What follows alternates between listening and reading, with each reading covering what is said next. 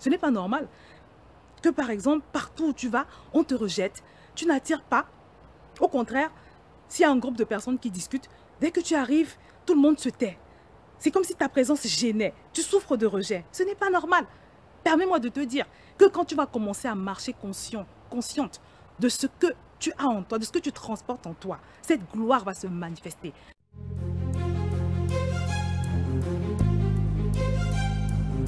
Bonjour à tous bien-aimés, bienvenue sur VTV. Aujourd'hui, on continue de parler de foi. On va aborder la foi en l'habitation en nous de Dieu. J'en ai déjà parlé plusieurs fois sur VTV, mais aujourd'hui, je voudrais particulièrement que tu comprennes pourquoi il est important que toi et moi, nous puissions marcher en permanence dans la foi de ce que ce Dieu si grand, ce Dieu si glorieux, de ce que le Créateur du ciel et de la terre, le Roi des rois, le Seigneur des seigneurs, le Dieu tout-puissant, habite en nous. Bien aimé, vous savez, les promesses de Dieu ne s'obtiennent malheureusement pas par la connaissance ou par l'information. C'est-à-dire que le fait d'être informé de quelque chose en ce qui concerne la parole de Dieu ne va rien changer dans ta vie. Mais ce qui change ta vie, ce qui change le cours de ta destinée, c'est non seulement d'accepter la parole que Dieu te donne, la promesse qu'il te fait, bien ce qu'il dit en ce qui te concerne. Ce qui compte, c'est le fait non seulement de l'accepter, mais également de le manifester, de le démontrer, de marcher avec, de faire tout ce qu'on peut pour fonctionner avec. Ce n'est pas normal, par exemple, que de nos jours, des enfants de Dieu soient remplis de peur. Ce n'est pas normal que les enfants de Dieu soient toujours vaincus. Parce que notre Dieu est le tout-puissant. Il est le puissant guerrier. La parole de Dieu nous dit qu'il est un feu dévorant. Ça veut dire que si tu marches dans la foi de ce que ce Dieu qui est un feu dévorant habite en toi, tu vas apparaître comme une boule de feu aux yeux du royaume des ténèbres. Et Satan ne pourra pas t'attaquer comme ça. N'oublie pas que la parole de Dieu nous dit que la foi est un bouclier. Il n'est pas normal qu'un enfant de Dieu soit toujours déprimé, par exemple. Parce que notre Dieu, c'est le Dieu qui pourvoit en toutes choses. Il pourvoit en paix. Il incarne la paix. Il incarne la joie. Il incarne tout ce qui est excellent. Donc si tu marches dans la tristesse, ça veut dire simplement que tu n'es pas conscient. Tu n'es pas conscient que le Dieu de joie habite en toi. Et c'est pour ça que tu ne peux pas manifester cette joie. Mais tu vas te rendre compte qu'à chaque fois que tu vas marcher dans la conscience de ce que le Dieu tout-puissant habite en toi, qu'il est avec toi et en toi, mais ça va te remplir de joie. Ça va te remplir d'assurance. Ce n'est pas normal de souffrir du manque d'estime de soi. Il y a des gens qui m'écrivent, Josiane, comment est-ce que je peux faire pour avoir de l'estime, plus d'estime de soi. Et tu sais, rien que la question que tu me poses, c'est déjà un indice de ce que tu ne sais même pas. Peut-être tu ne sais même pas que ce Dieu glorieux habite en toi. Ou alors si tu le sais, tu en es simplement informé. Tu es informé de ce que Dieu habite en toi, mais tu n'en as pas la révélation. Est-ce que tu sais que la parole de Dieu nous dit que Moïse a vu la gloire de Dieu? Au moment où Moïse s'est retrouvé face à la gloire de Dieu, il a été tellement saisi qu'il a perdu la réalité, la conscience de lui-même. Il était complètement obnubilé, absorbé par le spectacle de la gloire de Dieu. C'est pour te dire combien ce Dieu que tu as à l'intérieur de toi est glorieux et puissant. Mais imagine-toi que celui qui habite en toi, c'est le Créateur du ciel et de la terre. Ce n'est pas normal que, par exemple, partout où tu vas, on te rejette, tu n'attires pas. Au contraire, s'il y a un groupe de personnes qui discutent, dès que tu arrives, tout le monde se tait. C'est comme si ta présence gênait. Tu souffres de rejet. Ce n'est pas normal. Permets-moi de te dire que quand tu vas commencer à marcher consciente de ce que tu as en toi, de ce que tu transportes en toi, cette gloire va se manifester. Et tu vas commencer à attirer, tu vas manifester les vertus que Jésus manifestait. Est-ce que tu sais que partout où Jésus allait, les gens le suivaient, les gens le poursuivaient. Il était charismatique.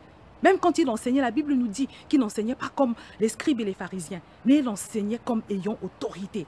Tout ce qu'il faisait était glorieux. Vous savez, quand tu marches conscient de la gloire de Dieu, cette foi amène les vertus de Dieu en toi à la manifestation. Pour toi qui te plains qu'il n'y a personne qui s'intéresse à toi, tu veux te marier, il n'y a même pas un seul homme qui te dit bonjour de temps en temps, tu n'as même pas l'impression que tu intéresses les gens. Permets-moi de te dire que quand tu vas commencer à marcher dans la conscience de la gloire du Dieu qui habite en toi, tu vas avoir une file d'attente.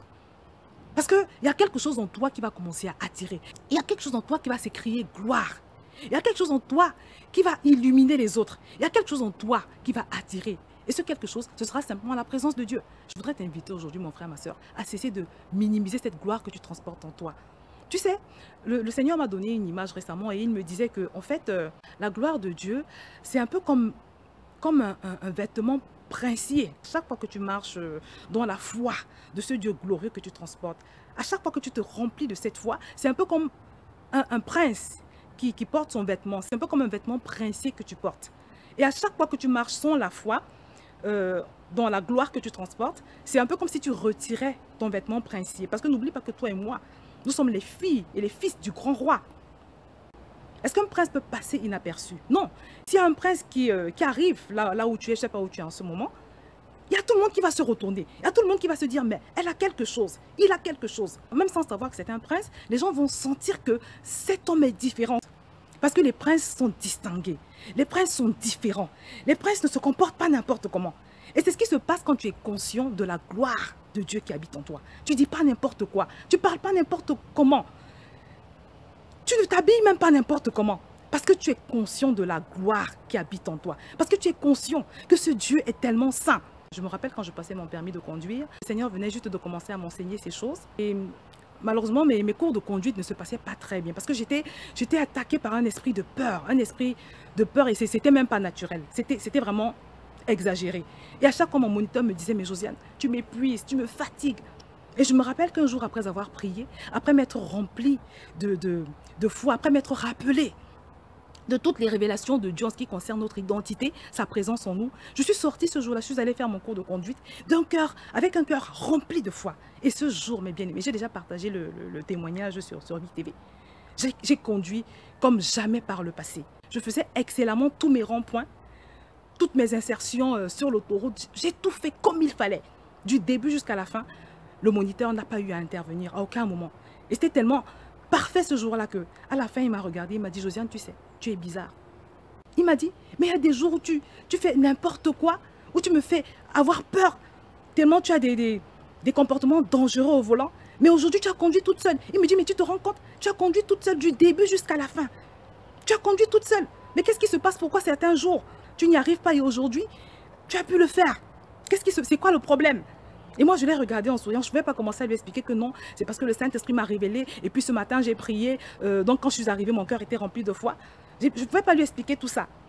Je voudrais simplement t'expliquer, mon frère, ma soeur, qu'il y a une puissance, il y a une grosse différence quand on marche dans la foi, en la présence de ce Dieu en nous. Et quand on marche, soit inconscient, soit dans l'oubli de cette réalité de Dieu en nous.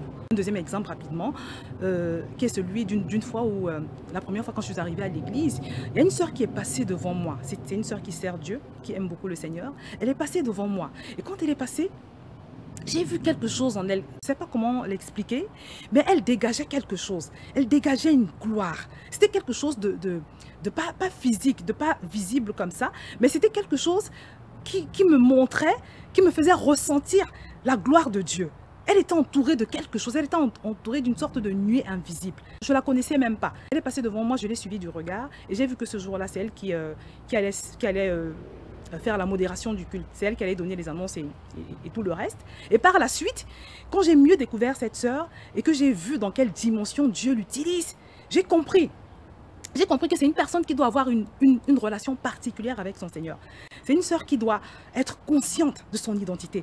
C'est une sœur qui doit être consciente de ce qu'elle transporte à l'intérieur d'elle, de cette gloire, de ce Dieu puissant. C'est pour te dire, mon frère, ma soeur, quel que soit ton problème, quelle que soit la chose que tu n'arrives pas encore à faire, ou à être, ou à manifester, sache que l'une des clés essentielles, c'est de devenir conscient de cette gloire qui habite en toi. Fais le test. Aussitôt que tu auras terminé de regarder cette vidéo, marche dans la conscience, sois conscient de cette gloire qui habite en toi. Tu verras que ta démarche va changer, ta façon de parler va changer, ton humeur va changer.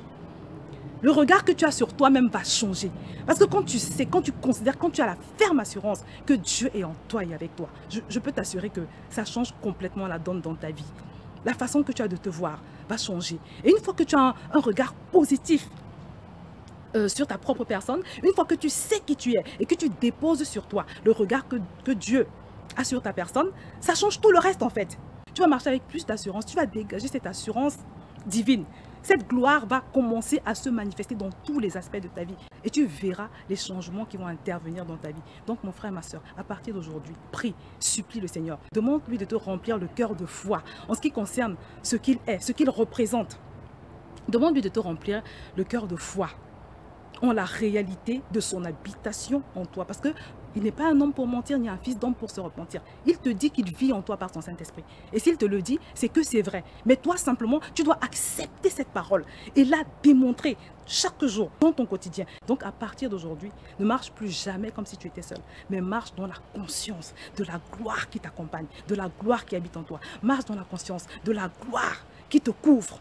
Marche dans la conscience de cette puissance qui t'accompagne à chaque instant de ta vie. Et je peux t'assurer que tu seras étonné de voir le nombre de portes qui vont s'ouvrir devant toi. Je peux t'assurer que tu seras étonné de voir le nombre de situations qui vont se décanter dans ta vie. Je vais m'arrêter là et je te dis à très bientôt sur VTV.